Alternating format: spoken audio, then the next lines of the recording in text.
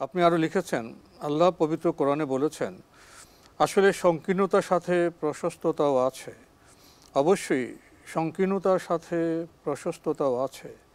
আমার প্রশ্ন, মানুষের জীবনে যে কোনো দুর্ঘটনা কি আশীর্বাদ না অভিশাপ, শাস্তি না শাপে বর?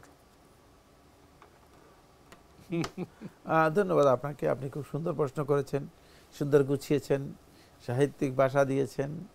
শাস্তি না শাপে বর, তারপরে কি বলেছেন যেটি আশীর্বাদ না অভিশাপ? আশীর্বাদ না অভিশাপ না, এই শব্দগুলো আল্লাহ তাআলার শানে প্রযোজ্য নয়। প্রত্যেকটি শব্দই আল্লাহ রাব্বুল আলামিনের শানে প্রযোজ্যই নয়। তাহলে আমরা ক্লিয়ার হয়ে গেলাম যে আপনি যে সুন্দর সাহিত্যিক ভাষায় যেগুলো উল্লেখ করেছেন এগুলো হচ্ছে আমাদের দেশে প্রচলিত ভাষা। সে বছরের প্রচলিত ভাষার সেগুলোর কোনো ভ্যালু নেই। এগুলো পত্রপত্রিকাতে আসে, সাহিত্যিক ভাষা। আল্লাহ রাব্বুল আলামিনের শানে এই শব্দগুলো প্রযোজ্য হবে না।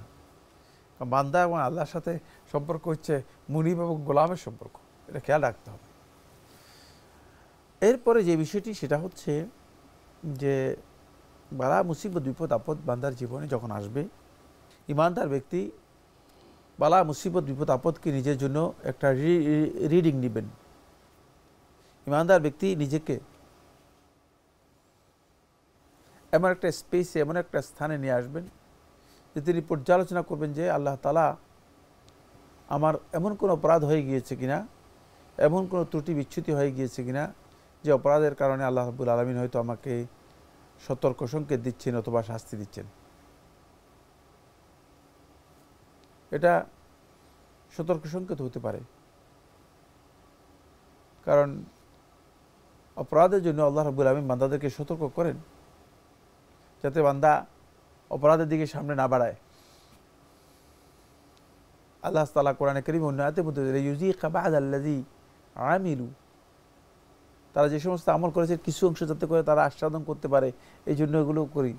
সিগন্যাল দেয়, সতর্কবার্তা দেয়। সতর্কবার্তা, সিগন্যাল আছে। তো এটাকে সতর্কবার্তা হিসেবে গ্রহণ করবেন। সতর্কবার্তা হিসেবে গ্রহণ করলে বান্দা যে কাজগুলো করতে পারবে সেটা হচ্ছে এই বান্দা ইস্তেরজা করতে পারবে, আল্লাহ তাআলার কাছে ফিরে আসতে পারবে। 1, 2 নম্বর বান্দা তওবা করতে পারবে। 3, বান্দা নিজের আমলকে পরিবর্তন করতে পারবে। 4, বান্দার ভুল সংশোধন করতে পারবে। এই জন্য বান্দার রিডিংটা হবে এই, বান্দা প্রথমে এটা এভাবেই রিডিং নেবেন।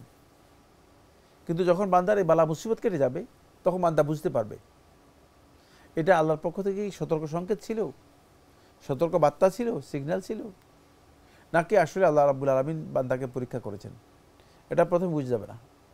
যখন এটা কেটে যাবে তখন যদি বান্দার মানে গ্রেড বেড়ে যায়, মর্যাদা বেড়ে যায়, তখন বান্দা বুঝতে পারবে ধৈর্য ধরতে পারে। ধৈর্য ধরতে পারেন। ধৈর্য তো ধরতেই হবে, ধৈর্য ধরার তো খুব পারি। ধৈর্য মানে বান্দা হচ্ছে দুই।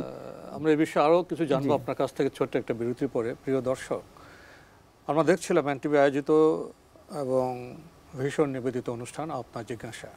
সময় হলো বিরতির, ফিরছে একটু পরেই, আমাদের সাথেই থাকুন। আল্লাহ আমার রব, এই রবি আমার সব। আল্লাহ আমার রব, এই রবি আমার সব। বিরতির পরে আমরা আবার ফিরে এলাম আপনার জিজ্ঞাসায়। আমরা খুবই গুরুত্বপূর্ণ একটি প্রশ্নের জবাব শুনছিলাম যে জীবনে যে নানা বিষয় চলে আসে, পরীক্ষার মতো মনে হয়, এটা সতর্কবার্তা, সিগন্যাল, এইসব বিষয়ে কথা বলছিলেন।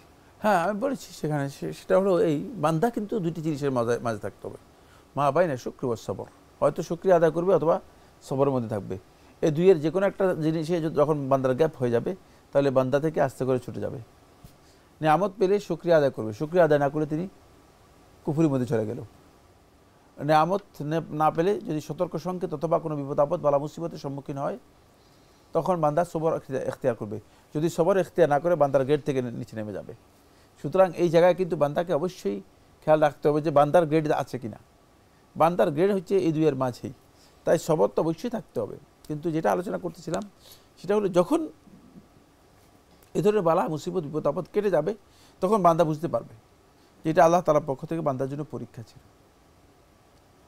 ওয়ালানাবলুওয়ান্নাকুম বিশাইইন মিনাল খাউফি ওয়াল জু' ওয়া নাকসিম মিনাল আমওয়ালি ওয়াল আনফুসি ওয়াস সামারাত ওয়া বাশশিরিস সাবিরিন। আল্লাহ তাআলা অন্য আয়াতের মধ্যে বলেছেন আল্লাহ তাআলা পরীক্ষা করবেন যাতে করে লিয়াবলুয়াকুম আইয়ুকুম আহসানু আমালা, তোমাদের মধ্যে উত্তম আমল করে থাকে সেটা পরীক্ষা করেন। আল্লাহ রাব্বুল আলামিন অন্য আয়াতের মধ্যে বলেছেন লাতাবলুওয়ান্না, তোমাদেরকে অবশ্যই পরীক্ষা করা হবে, তোমরা পরীক্ষার মুখোমুখি হবে। তো এখানে আল্লাহ সুবহানাহু ওয়া তাআলা আমাদেরকে অবশ্যই পরীক্ষা করবেন। ওয়ালাকাদ ফাতান্না আল্লাযীনা মিন ক্বাবলিকুম, তোমাদের পূর্ববর্তী যারা আছে তাদেরকেও আমরা পরীক্ষা করেছি। সুতরাং পরীক্ষা ছাড়া আপনি তো গ্রেড পাবেন না। তখন আপনি বুঝতে পারবেন যে যদি গ্রেড পান তাহলে বুঝবেন যে আপনি এটা আপনার জন্য পরীক্ষা ছিল, আল্লাহ তাআলা এবং আল্লাহর এই পরীক্ষায় আপনি উত্তীর্ণ হয়েছেন।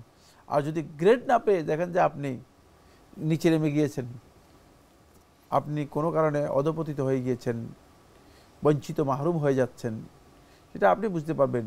জীবনযাপনের প্রত্যেকটি জায়গায় একজন মানুষ তার দ্বারা তিনি নিজেই বুঝতে পারবেন যে আসলে তাকে কতটুকু নিচে নামানো হচ্ছে। তিনি যদি আল্লাহর বান্দা হয়ে থাকেন, তিনি যদি আল্লাহর বান্দা হওয়ার পরেও তিনি মানে নিচের দিকে নামতে থাকেন, তিনি আল্লাহর রহমত থেকে মাহরুম হতে থাকেন, বঞ্চিত হতে থাকেন, তাহলে তিনি নিশ্চিত হবেন যে তিনি আল্লাহ তাআলার পরীক্ষায় উত্তীর্ণ হতে পারেননি। আর যদি দেখেন যে না, আল্লাহ তাআলার পরীক্ষায় তিনি উত্তীর্ণ হতে পেরেছেন এবং তিনি তার ঈমান এবং ইয়াকিন আরও মজবুত হচ্ছে, আল্লাহর প্রতি, আল্লাহ তাআলার আনুগত্যের প্রতি, আল্লাহ রাব্বুল আলামিনের ইবাদতের প্রতি তার আরও দৃঢ়তা বৃদ্ধি পাচ্ছে, তাহলে বুঝতে হবে যে তার ঈমান বৃদ্ধি পেয়েছে এবং তিনি আল্লাহর পক্ষ থেকে সাহায্যপ্রাপ্ত হচ্ছেন এবং তার গ্রেড বা মর্যাদা বৃদ্ধি পেয়েছে। তাহলে সেক্ষেত্রে তিনি সেটাকেই বিবেচনা করবেন। আর কিছু আশীর্বাদ, কিছু সেই এই বিষয়গুলো এখানে মানে আসার কোনো সুযোগ নেই। প্রিয় দর্শক, আমরা জানলাম বিষয়টি সম্পর্কে।